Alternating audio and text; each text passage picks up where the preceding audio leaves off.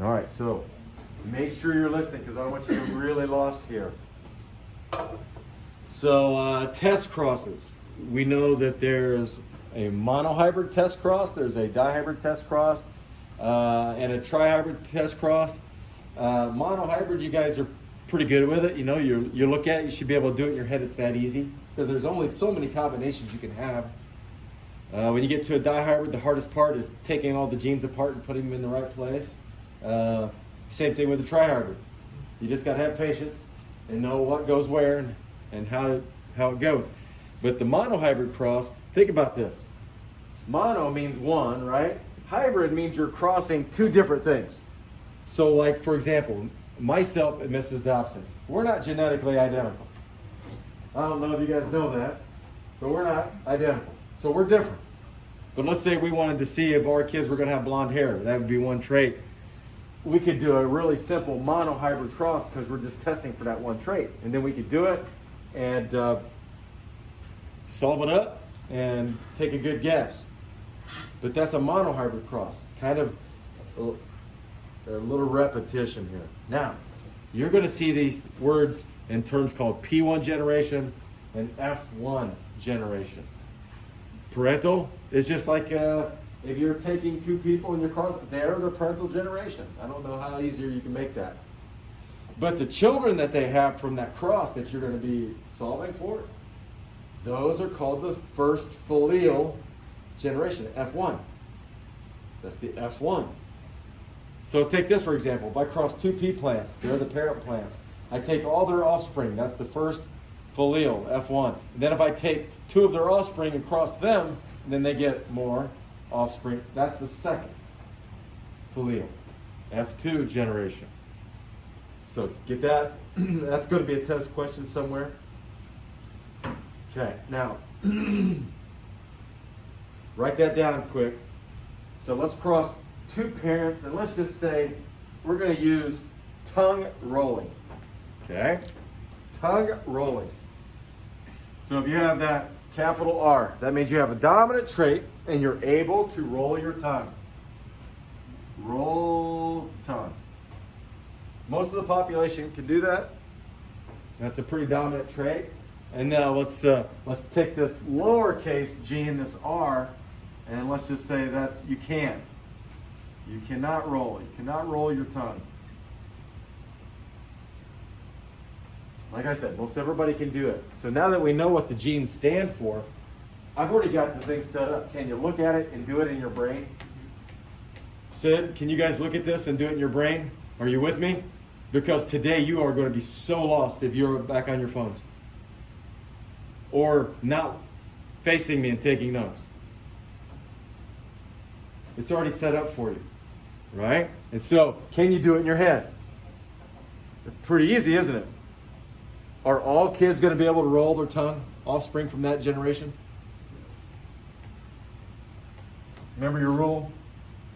Dominants go first. Can he roll? I do. Yeah, he's got a dominant gene. You bet he can roll. And then look, capital comes down, recessive comes over. Oh, wait, wow. Oh, something weird's happening here. Look at that. They're all the same. So if you look, Dad can roll his tongue. Mom cannot roll her tongue, but yet all the kids can. Now, watch this. If I write the capital R, that is homozygous dominant.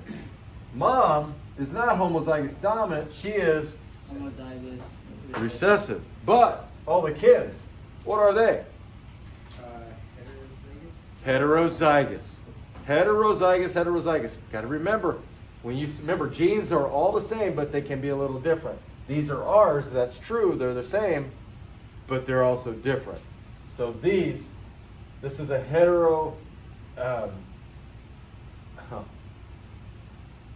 heterozygous genotype. Thank you. You got it. Had a little hiccup. Now, I'm going to ask you a tough question. You ready? If this is the genotype, see where my finger's pointing? If this is the genotype, what is that offspring's phenotype? type.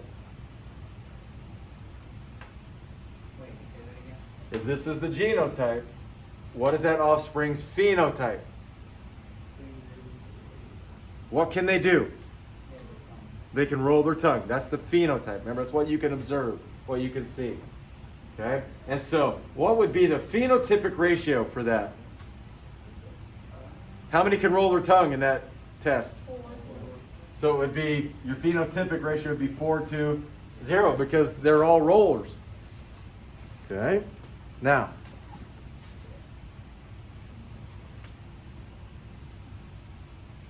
when I was a young kid, my grandpa, he raised hunting dogs, and one day he knew the female dog was in heat and he had her in a cage and tried to keep her away from the other males. Well, just so happened one of the other males actually jumped the fence and got in and bred with this female. The bad thing was, the dog that bred with the female was her son. And so, I had no idea. I remember waiting, she was pregnant, and I'm like, yeah, I gotta have some puppies. We go out there, check, there's puppies everywhere. Some with one eye, some with no eyes, some that had a top jaw, some that didn't have a top jaw. They had 3 ears, no ears, really deformed.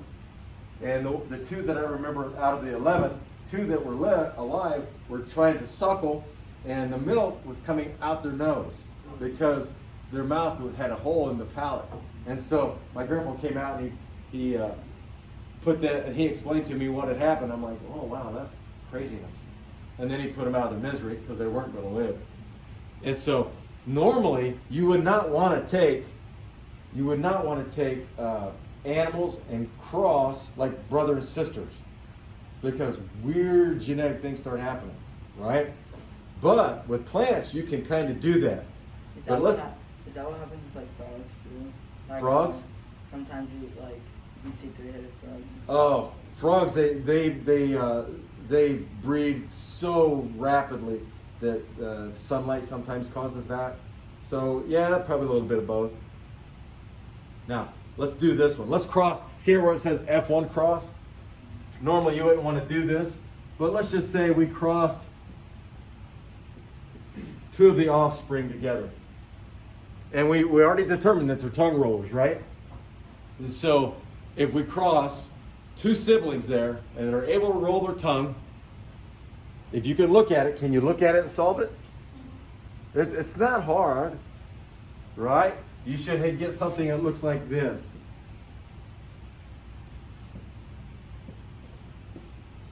Remember, there's only so many combinations that a monohybrid cross you're going to have.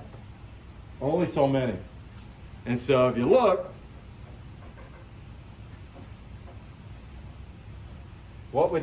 how many of the offspring are going to be able to roll their tongue? 3. 3 out of 4. 4, which is how many percent? 3 to 1. So it's 75%. But if I say, what's the phenotypic ratio? 3 to 1. Phenotypic's going to be 3 to 1. But what if I throw a curveball at you and I throw some gas on the fire and I say, what's the genotypic ratio? Last class was able to get it. You'll get it too. Think about it. How many of these you see? How many? Oh, the hetero. This is homozygous dominant. How many homozygous dominant you see? 3. No, 1. 1. It's 1, 2 to 1, isn't it? 1. Yeah, because there's 1 of these, 2 of the heterozygous, and 1 of those homozygous. So it'd be 1, 2 to 1. So this would be the geno. This would be your pheno. Because remember I told you to draw an eyeball? It's what you see. Okay? Pretty crazy stuff.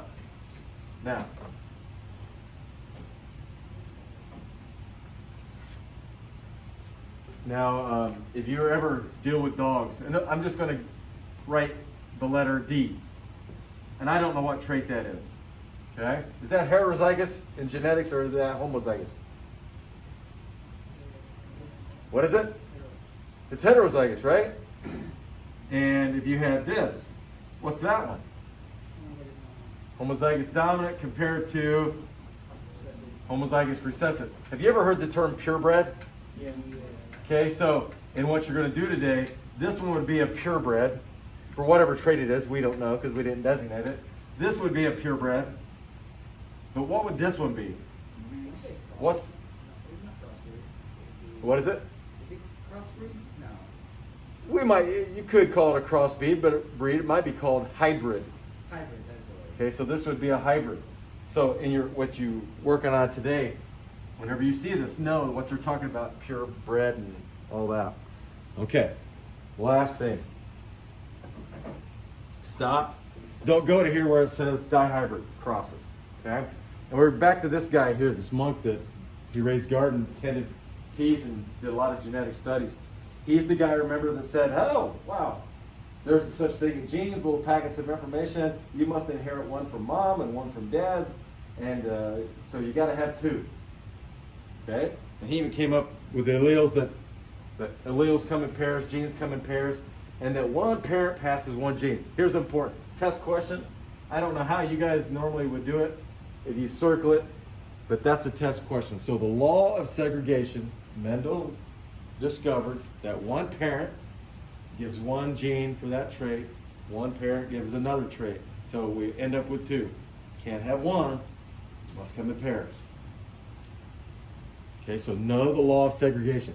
This is big, big, big, big, big, big, big, big. But it's easy to understand. It's not like it's rocket science. One parent, one gene, law of segregation. Law of segregation. Okay, any questions?